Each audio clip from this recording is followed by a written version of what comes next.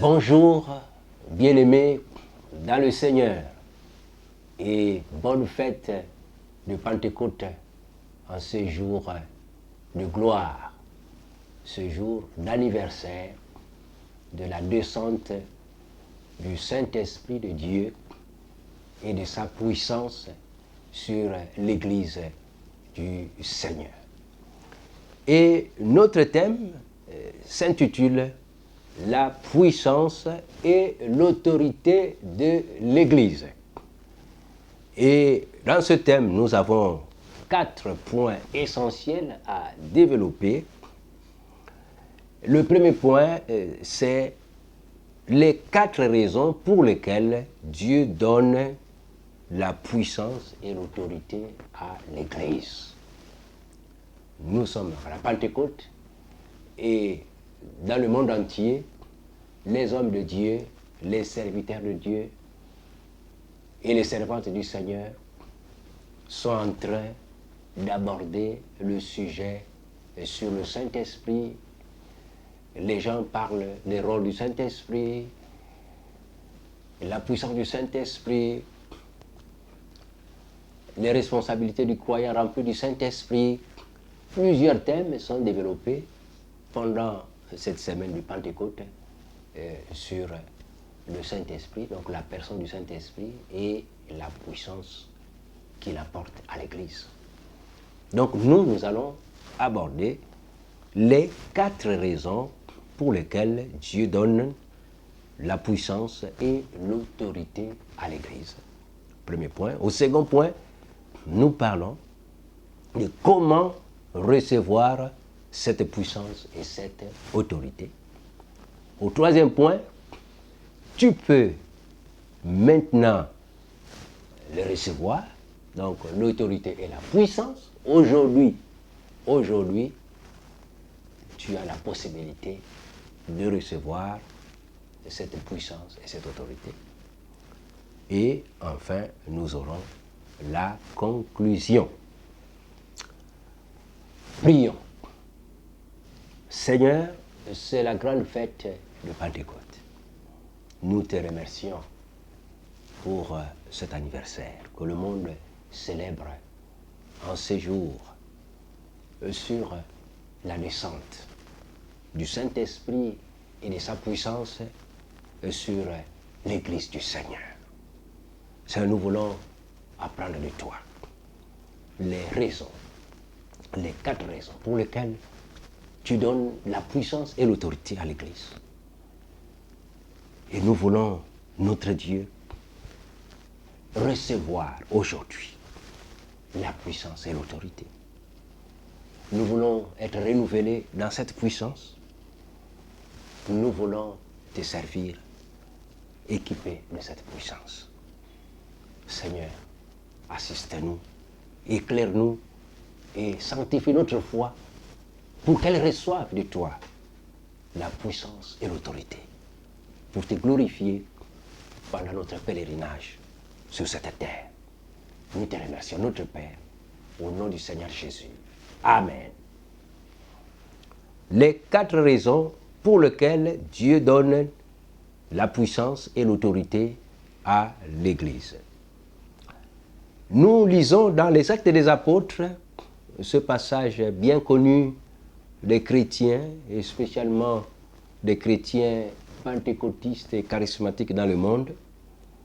Les Actes des Apôtres au chapitre 1er, le verset 8, et nous lirons également au chapitre 2, à partir du premier verset, Acte 1, 8. « Mais vous recevrez une puissance, le Saint-Esprit survenant sur vous, et vous serez mes témoins à Jérusalem, dans toute la Judée, dans la Samarie et jusqu'aux extrémités de la terre. » Acte 2, à partir du premier verset. Le jour de la Pentecôte, ils étaient tous ensemble dans le même lieu. Tout à coup, il vint du ciel un bruit comme celui d'un vent impétueux, et il remplit toute la maison où ils étaient assis. Des langues, semblables à des langues de feu, leur apparurent, séparées les unes des autres, et se posèrent sur chacun d'eux. Et ils furent tous remplis du Saint-Esprit, et se mirent à parler en d'autres langues, selon que l'Esprit leur donnait de s'exprimer. La puissance et l'autorité de l'Église. Dans les évangiles, comme dans le livre des Actes des Apôtres, lorsque nous étudions le ministère de notre Seigneur Jésus-Christ, nous constatons que le Seigneur Jésus a accompli son ministère dans la puissance du Saint-Esprit. Il avait à la fois l'autorité et la puissance.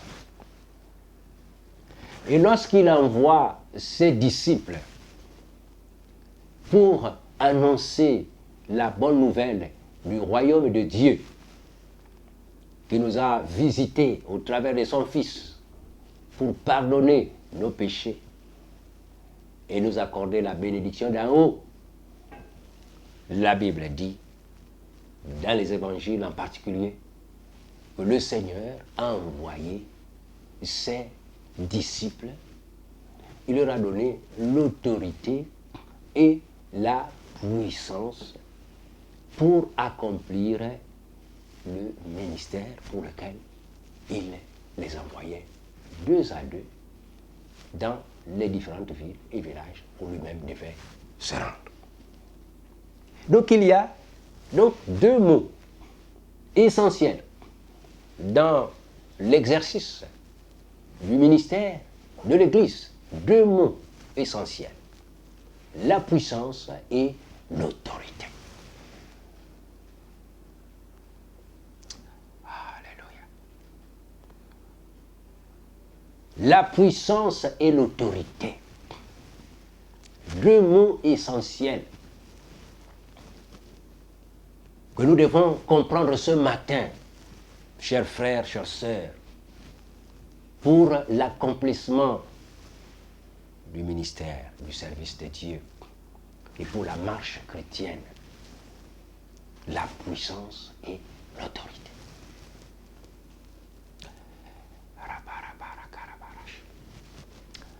Il arrive souvent que les prédicateurs illustrent l'autorité que le Christ nous a donnée en s'appuyant sur le policier qui est sur la voie publique en train de réglementer la circulation.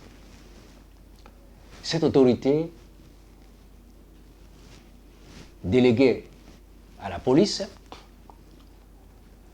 est exercée par ce dernier, donc le policier. Il est habillé de sa tenue officielle. Il peut avoir un sifflet avec lui. Il peut tout simplement lever sa main. Et les automobilistes sont obligés de s'arrêter pour suivre les instructions que le policier leur donnerait, alors que ce dernier serait en train de régulariser ou de réglementer la circulation sur la voie publique. Donc, lorsqu'il lève tout simplement sa main pour dire au véhicule de s'arrêter, ces derniers reconnaissent l'autorité du policier et ils s'arrêtent. Les véhicules s'arrêtent pour entendre les instructions ou pour présenter leurs documents s'il s'agit d'un contrôle des permis et autres autorisations de la circulation. Les automobilistes reconnaissent l'autorité Donc le policier qui est là, qui n'a même pas d'arme avec lui, avec un coup de sifflet, et même pas même un coup de sifflet, juste avec son bras, une fois qu'il lève le bras, en signe de « arrêtez-vous ». Les automobilistes sont obligés de s'arrêter parce qu'ils reconnaissent l'autorité. Mais derrière l'autorité du policier se trouve la puissance de l'État. Il y a la puissance de l'État qui soutient l'autorité du policier. Et si un automobiliste ne reconnaît pas l'autorité du policier et enfreint à la réglementation de la circulation routière, cet automobiliste aura affaire avec l'État, avec la puissance de l'État, qui sera obligé d'exercer son pouvoir de coercition sur l'automobiliste afin de l'obliger à exécuter le code de la circulation routière en vigueur dans notre pays en particulier. Donc vous voyez, il y a l'autorité qui est reconnue aux policiers, qu'ils soient armés ou pas. La nation reconnaît l'autorité qu'il incarne en matière de circulation routière pour ce qui concerne notre exemple. Mais derrière le policier, il y a la puissance de l'État qui exerce un pouvoir de coercition pour obliger, malheureusement, les rebelles, les récalcitrants à obéir à la loi et à la réglementation en vigueur dans notre pays en matière de la circulation routière. La puissance et l'autorité. Et sur le plan spirituel, l'Église aussi reçoit de Dieu l'autorité et la puissance. L'autorité et la puissance. 4 raisons pour lesquelles Dieu donne la puissance et l'autorité. Le Seigneur Jésus, après avoir rassemblé le peuple au moyen de la foi en lui et à la parole de l'évangile qu'il avait annoncé, le Seigneur Jésus, ressuscité d'entre les morts, va laisser donner de l'autorité aux 120 disciples qui étaient avec lui. Il leur donna l'autorité d'aller et de prêcher la bonne nouvelle à toute la création. Il leur donna le droit légal de parler en son nom. Il leur donna le droit légal d'agir en son nom. Il leur donna le droit légal de le représenter, alors que lui-même, physiquement, et dans son corps de résurrection, se trouve dans les cieux, à la droite de la majesté divine. Les disciples qui formèrent la première église du Seigneur sur la terre,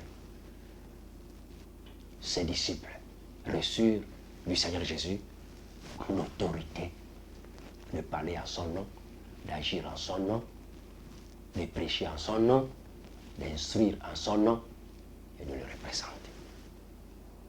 Mais ils n'avaient pas encore reçu de la puissance qui devait soutenir l'autorité dans l'exercice de leurs responsabilités.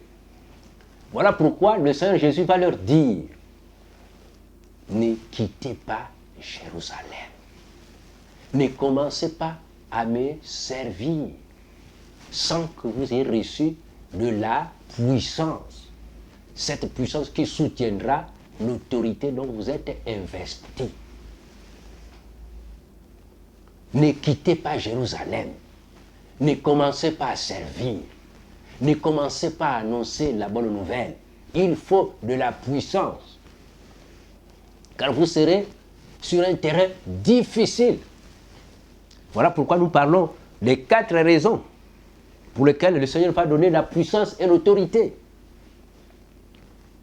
Vous allez exercer sur un terrain difficile, dans un contexte difficile.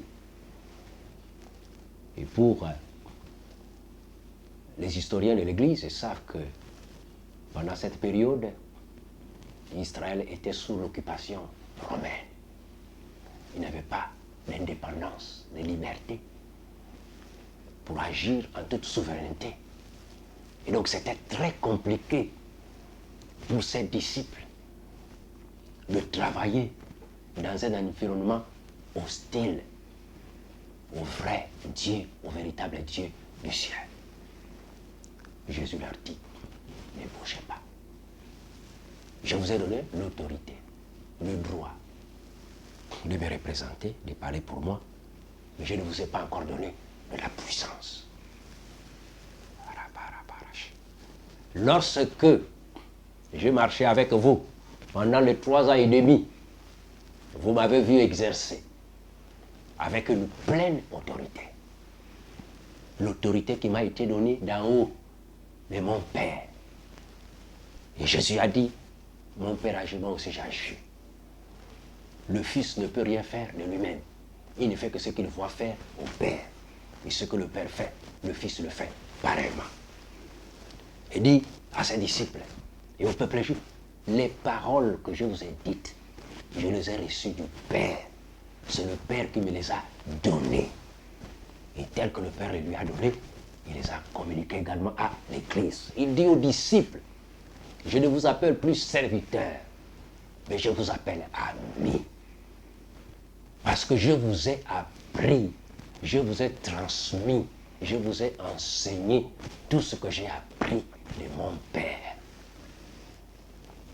Le disciple n'est pas plus grand que son maître, mais tout disciple accompli fera les œuvres de son maître, portera les marques de son maître, le caractère de son maître, aura la parole et les œuvres de son maître, l'autorité et la puissance de son maître.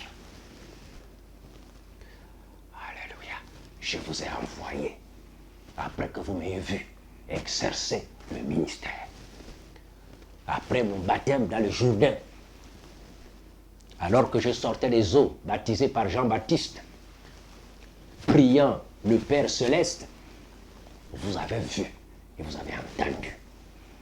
Vous avez vu l'Esprit descendre sur moi en prenant une forme corporelle comme celle, oui, d'un pigeon, d'une colombe.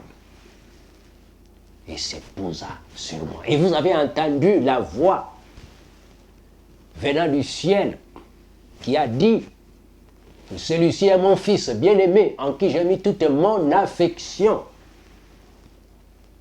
Vous avez vu l'Esprit descendre sur moi, et sans mesure. Vous avez vu. Et l'Esprit et la puissance m'être accordés par mon Père qui est dans les cieux. Et donc j'ai accompli le ministère avec l'autorité du Père et sa puissance donnée par son Saint-Esprit qui m'a oint. J'ai été oint. Et je vous l'ai dit à Nazareth, au commencement de mon ministère. Je vous ai dit que l'Esprit du Seigneur est sur moi, car Dieu m'a oint. Dieu m'a équipé de sa puissance pour que j'exerce mon ministère. Jésus a accompli ce ministère avec l'autorité et la puissance d'en haut. Et en voyant ses disciples, 2 à 2, pour prêcher la parole, la Bible dit, Jésus leur donna force et pouvoir sur tout esprit impur, avec la puissance de guérir les maladies. Donc Jésus leur donna la puissance et l'autorité. Voilà ce que la Bible déclare dans Luc au chapitre 9. Jésus leur donna la puissance et l'autorité pour chasser les esprits impurs, guérir les malades, ressusciter les morts, purifier les lépreux. Et oui, pour prêcher la bonne nouvelle du royaume de Dieu. Mais c'était une puissance temporaire. Après la résurrection, Jésus leur dit de ne pas quitter Jérusalem, parce qu'ils devaient recevoir la puissance de Dieu et qui devait être permanente, résidentielle. Alléluia. Donc il y aurait une différence entre avant la Pentecôte dans le ministère de ses disciples et après la Pentecôte. Il y avait une présence provisoire, temporaire du Saint-Esprit, de la puissance de Dieu sur les disciples. Il y avait une autorité qui leur était donnée avant la résurrection. Mais après la résurrection, Jésus dit, la puissance viendra au travers du Saint-Esprit pour être résidentielle, permanente. La puissance sera permanente dans la vie des enfants de Dieu, dans l'Église. La puissance sera permanente. Elle viendra pour être résidentielle. Pas pour quitter, mais pour demeurer. Et Jésus dit, l'Esprit viendra, sera avec vous et en vous. Et donc l'Esprit viendra en puissance. Il va donner de la puissance qui sera résidentielle, permanente dans l'Église. Chers frères et sœurs, c'est ce qui arriva le jour de la Pentecôte. 50 jours après la résurrection de Jésus.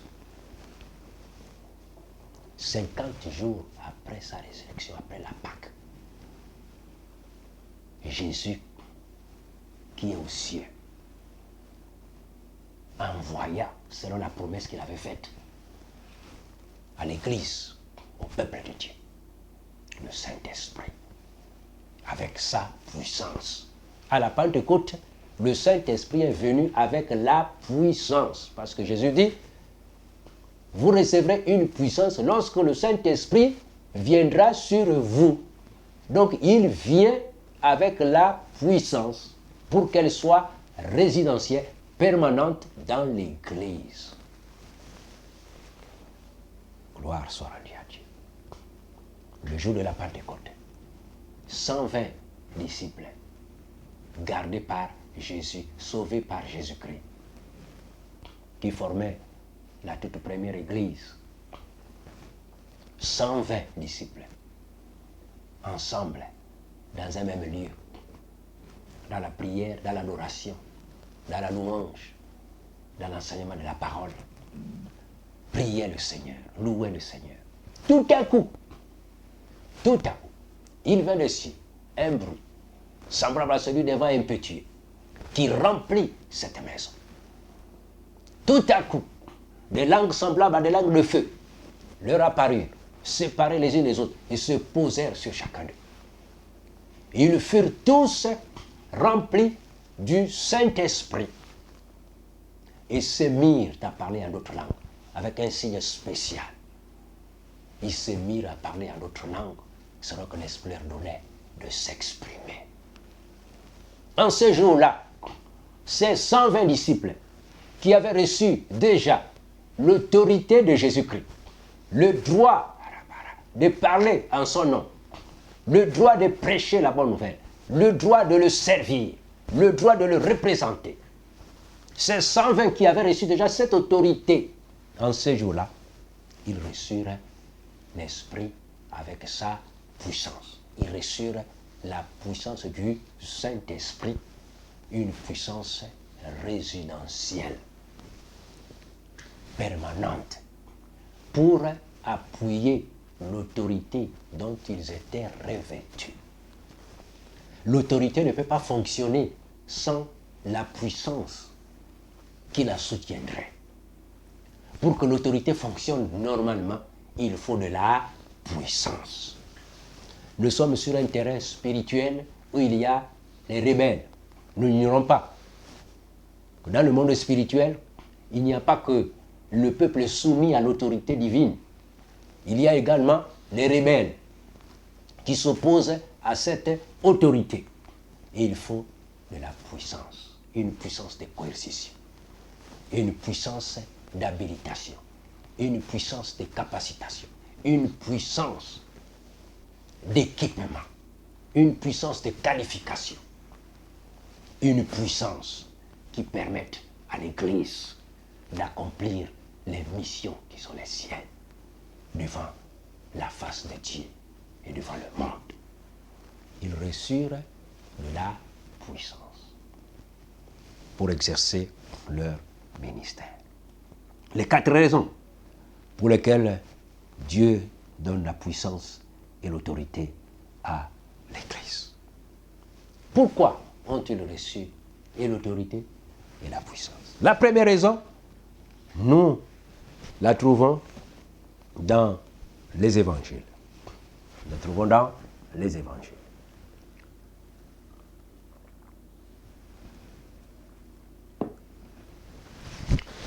Matthieu, chapitre 28, versets 19 à 20. Jésus dit aux disciples, allez, faites de toutes les nations mes disciples, les baptisant au nom du Père, du Fils et du Saint-Esprit, et enseignez-leur, observez tout ce que je vous ai prescrit. Et voici, je suis avec vous tous les jours, jusqu'à la fin du monde. Dans Marc, chapitre 16, à partir du verset 15, Jésus dit, allez prêcher cette bonne nouvelle à toute la création. Celui qui croira et qui sera baptisé sera sauvé. Celui qui ne croira pas sera condamné. Et voici les signes qui accompagneront ceux qui auront cru. À mon autorité, l'autorité de mon nom, ils feront différents miracles. Acte 1:8, nous l'avons lu, dit, vous recevrez une puissance lorsque le Saint-Esprit viendra sur vous et vous serez mes témoins à Jérusalem, en Judée, en Samarie, jusqu'aux extrémités de la terre, jusqu'à Port-Gentil, jusqu'au Gabon de Dieu. Vous serez mes témoins. Donc la première raison pour laquelle Dieu donne l'autorité et la puissance à l'Église, c'est pour former les disciples. C'est pour la formation des disciples.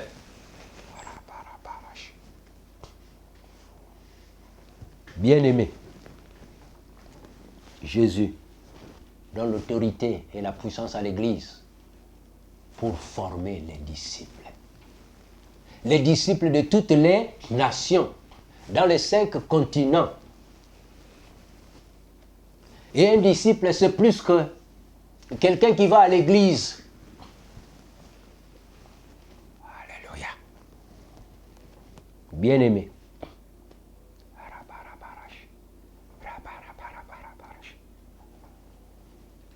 L'épreuve dans laquelle le monde traverse aujourd'hui est aussi révélatrice de la qualité du travail que l'Église du Seigneur a accompli.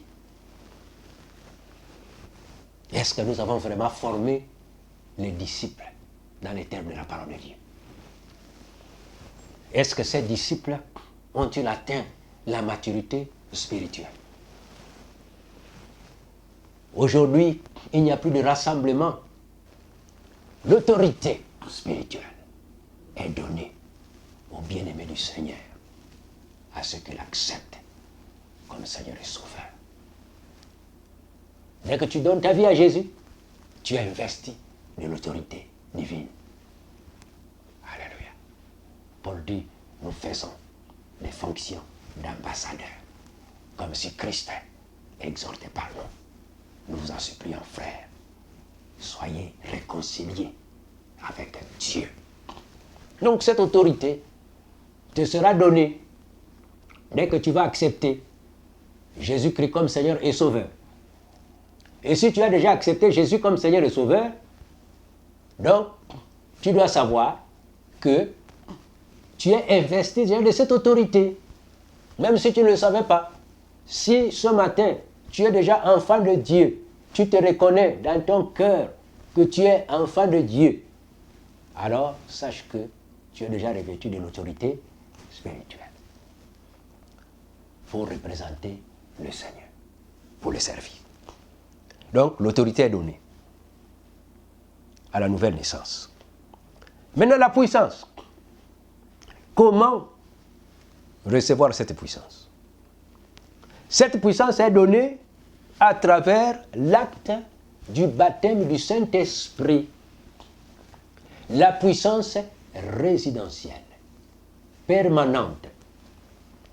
Nous avons parlé de la puissance que Dieu a donnée, que le Seigneur Jésus a donnée à ses disciples avant la Pentecôte. Et nous parlons de la puissance après la Pentecôte, c'est-à-dire au jour de la Pentecôte et après la Pentecôte. Il y a une différence. Nous avons dit qu'avant la Pentecôte, c'était temporaire. Mais après la Pentecôte, la puissance est venue pour être permanente, résidentielle dans l'Église. Comment donc recevoir la puissance? La Bible dit que c'est par l'acte du baptême du Saint-Esprit. Et dans l'acte du baptême du Saint-Esprit, il y a l'acte initial du baptême du Saint-Esprit et il y a l'acte de renouvellement. Donc, dans la puissance de Dieu, il y a deux aspects. Il y a l'aspect de l'acte initial, de la réception, de la puissance du Saint-Esprit. Il y a l'acte de renouvellement de cette puissance. Donc, l'acte initial, nous l'avons vu dans Actes, au chapitre 2, le verset 1 à 4, c'était l'acte initial.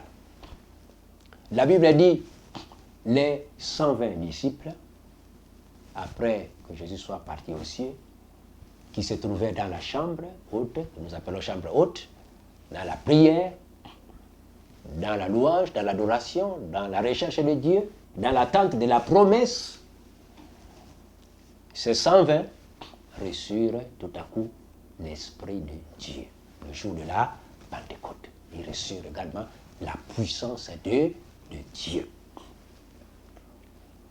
Et ils ont commencé à servir Dieu. Et à servir Dieu, de acte 2, acte 3, jusqu'à acte 4. Nous arrivons à acte chapitre 4. L'Église s'est déjà multipliée. Ils sont déjà plus de 3000 âmes. Et nous voyons, à acte 4,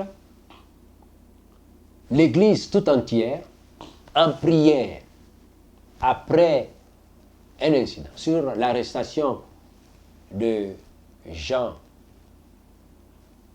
et Pierre, la Bible dit, ils sont repartis après leur libération auprès de l'Église du Seigneur, donc les croyants qui étaient rassemblés en un lieu, et ils élevèrent à Dieu la voix tous ensemble pour prier en face de la persécution qui sévissait à Jérusalem.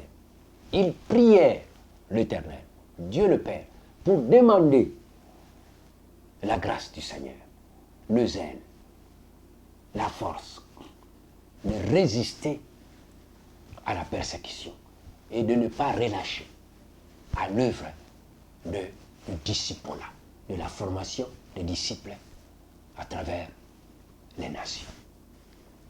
Et la Bible dit, lorsqu'ils eurent prié ensemble, le lieu où ils étaient assemblés trembla. Et ils furent tous remplis du Saint-Esprit et se mirent à annoncer la parole de Dieu avec assurance. C'était donc l'acte de renouvellement.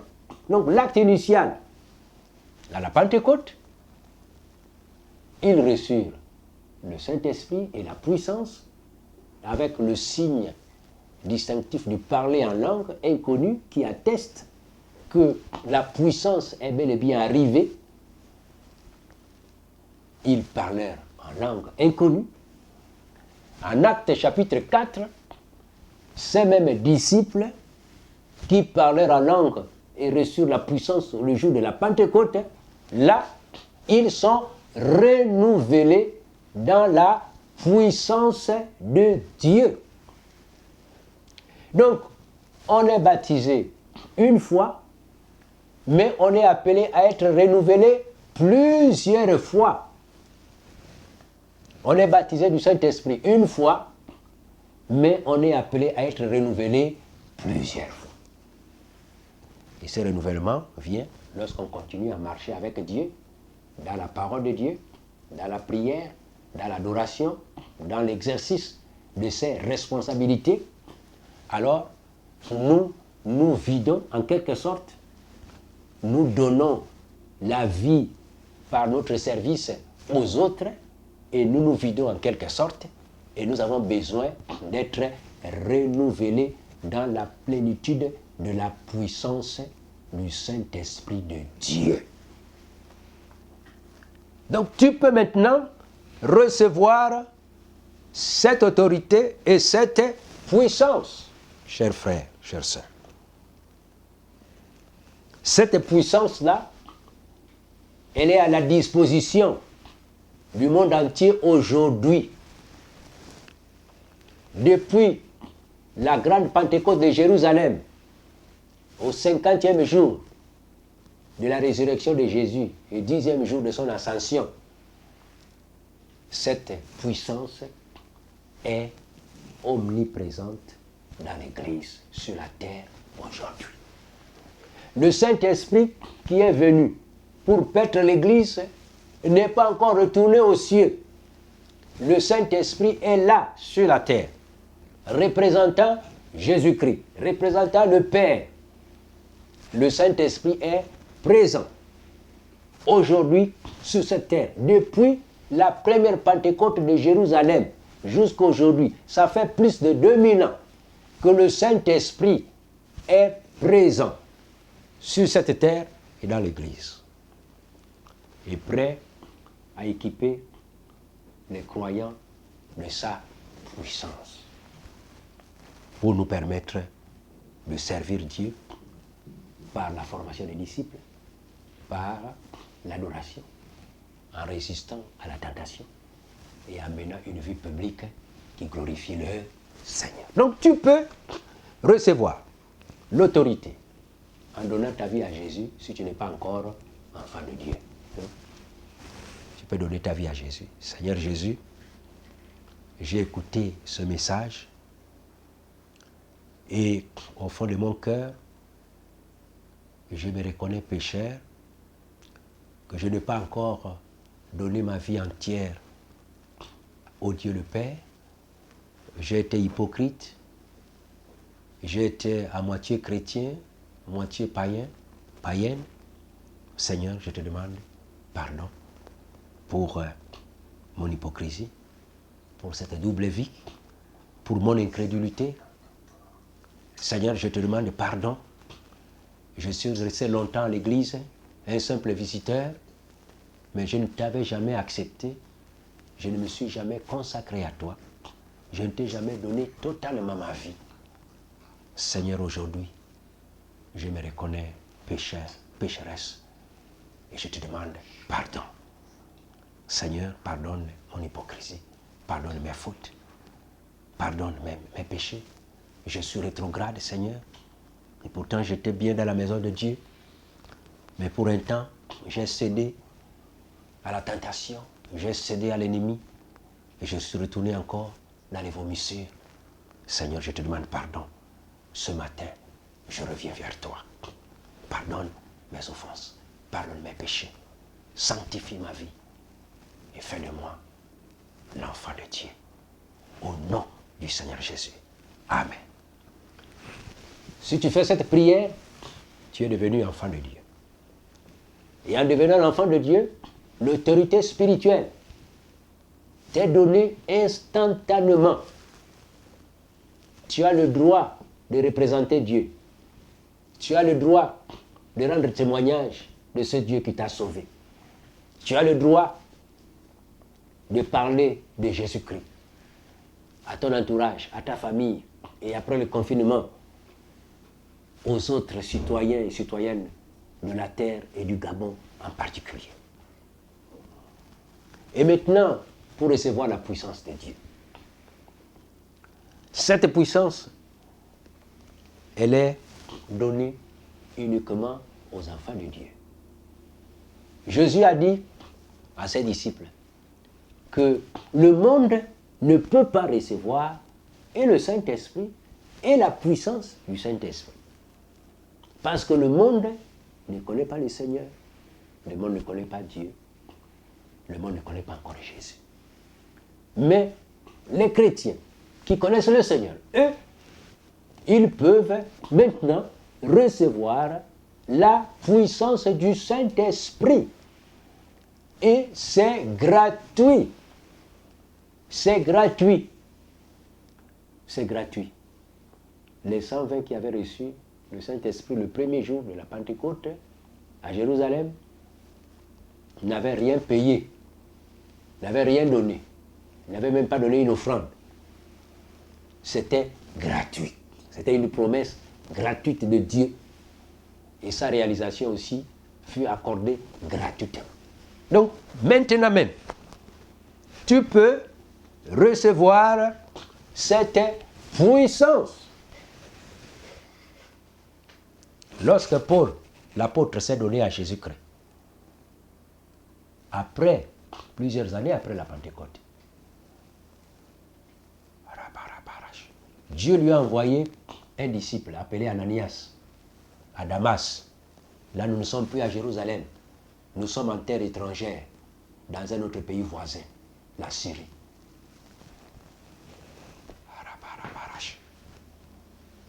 Dieu envoie un disciple à Paul, qui s'appelait Saul, qui est devenu Paul Petit. La signification de Paul.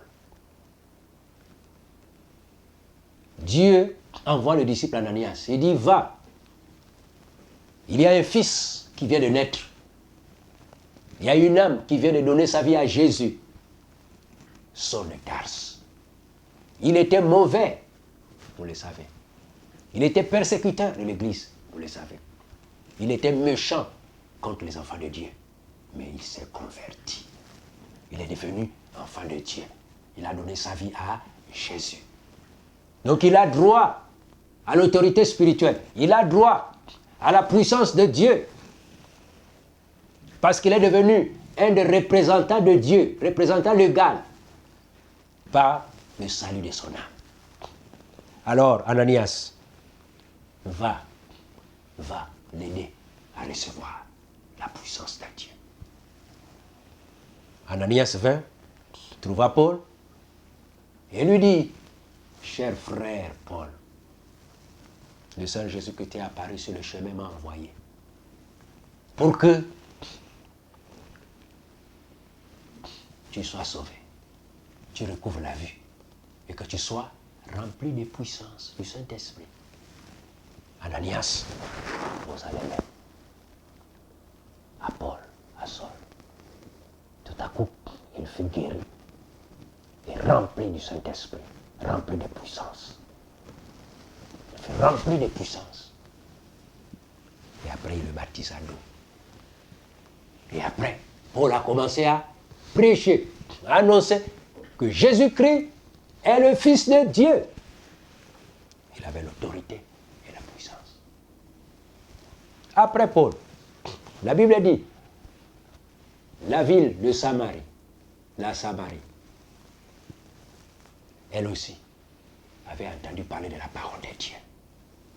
Philippe a prêché l'évangile, comme nous venons de l'entendre ce matin. Philippe a prêché. Et les hommes et les femmes ont cru à cet évangile-là. Il les a baptisés. Les nouvelles sont arrivées à Jérusalem. Jérusalem a dépêché Pierre et Jean vers Philippe et l'église de Samarie. Ces bien-aimés arrivèrent auprès des Samaritains, les croyants de l'église. Et leur prêchèrent sur la puissance de Dieu. Vous êtes sauvés. Vous avez reçu l'autorité spirituelle. Il vous manque maintenant la puissance de Dieu. Ils ont prié pour l'église de la Samarie. Bons éléments. Et l'église a été remplie de la puissance de Dieu pour continuer le service de Dieu dans les 4 raisons que nous avons évoquées dans ce message. Après la Samarie, la Bible dit, Pierre est allé prêcher la parole dans la maison d'un Romain qui n'est même pas un juif, un non-juif, Corneille. Le Seigneur a envoyé Pierre dans la maison d'un non-juif, un Romain, un Italien, Corneille, un officier, un chef militaire de l'armée romaine, les envahisseurs du peuple d'Israël de l'époque. Mais cet homme avait trouvé grâce devant Dieu, qu'il aimait le Dieu des Juifs. Et Dieu lui envoya Pierre, lui annoncer la bonne nouvelle de l'Évangile. Et pendant que Pierre prêchait dans la maison de Corneille, qui avait réuni toute sa famille et ses proches soldats et ses amis, dans cette maison, pendant que Pierre leur annonçait la bonne nouvelle de Jésus-Christ, qui aime le monde, qui sauve, qui pardonne les péchés. Pendant qu'ils écoutaient la parole de Dieu, leur cœur fut touché. Et avant même qu'ils ne soient baptisés, et avant même la fin de la prédication de la parole, les cieux s'ouvrirent. L'Esprit de Dieu descendu dans cette maison, sur Corneille, sa famille, ses soldats, ses amis, ses proches, qui étaient à la maison, qui écoutaient la parole, tous furent sauvés, remplis du Saint-Esprit, pendant la prédication de la parole. Le message n'était même pas encore terminé, mais Dieu avait déjà terminé dans leur cœur. Ils ont reçu la puissance du Saint-Esprit, la vie éternelle, l'autorité et la puissance. Pendant la prédication, comme celle-ci, chers frères, chères sœurs, toi qui m'écoutes, tu peux maintenant recevoir au nom du Seigneur Jésus-Christ cette puissance. Tu peux recevoir. Pierre n'a imposé les mains à personne. Mais il a seulement prêché la parole. Et l'Esprit est descendu. Et la puissance est descendue sur tous ceux qui ont mis leur confiance en la parole de Dieu, en Jésus-Christ, au travers de ce message. Ils furent tous remplis du Saint-Esprit et de puissance. Alors, chers frères, voici le moment pour que tu sois rempli de la puissance de Dieu.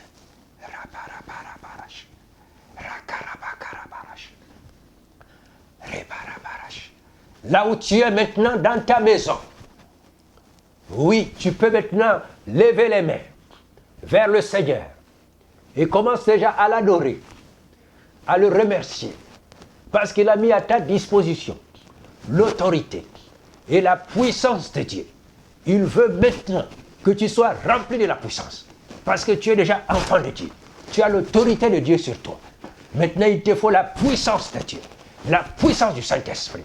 Cette puissance est là présente dans ta chambre, dans ton salon. Oui, l'Esprit de Dieu, depuis le jour de la Pentecôte, remplit toute la terre, comme l'eau couvre le fond des mers.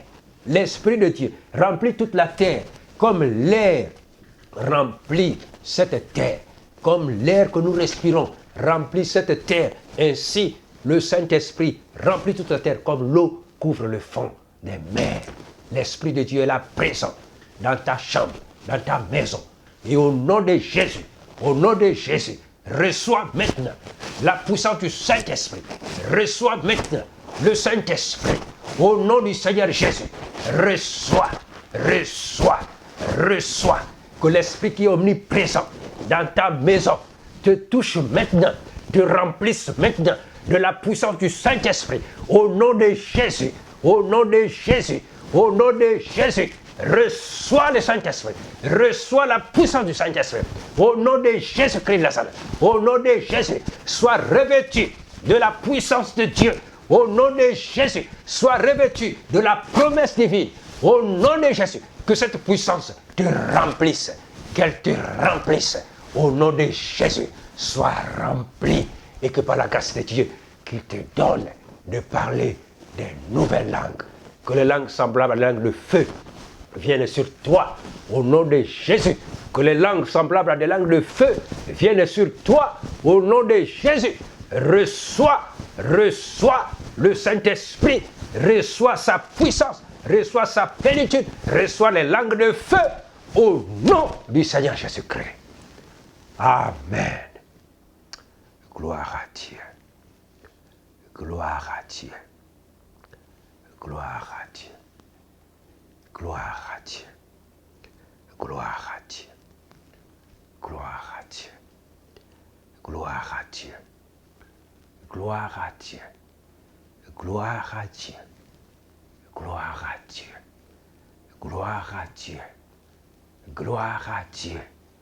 Gloire à Dieu. Gloire à Dieu. Gloire à Dieu. Gloire à Dieu. Gloire à Dieu. Gloire à Dieu. Merci Seigneur. Merci Seigneur. Merci notre Dieu. Merci pour ta fidélité à la promesse. Merci Seigneur. Toi qui remplis l'Église de ton Saint-Esprit, merci pour le renouvellement de la plénitude pour ceux qui ont été déjà remplis. Tu renouvelles la plénitude. Tu renouvelles la plénitude, Seigneur. Les coupes débordent par le nom de Jésus. Les coupes débordent. Elles débordent de ton esprit, de ta gloire, de ta puissance. Les langues se délient. Merci. Les langues se délient.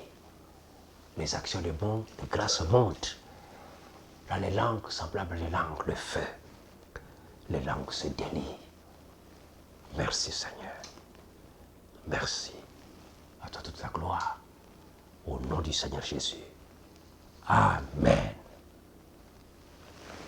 Merci.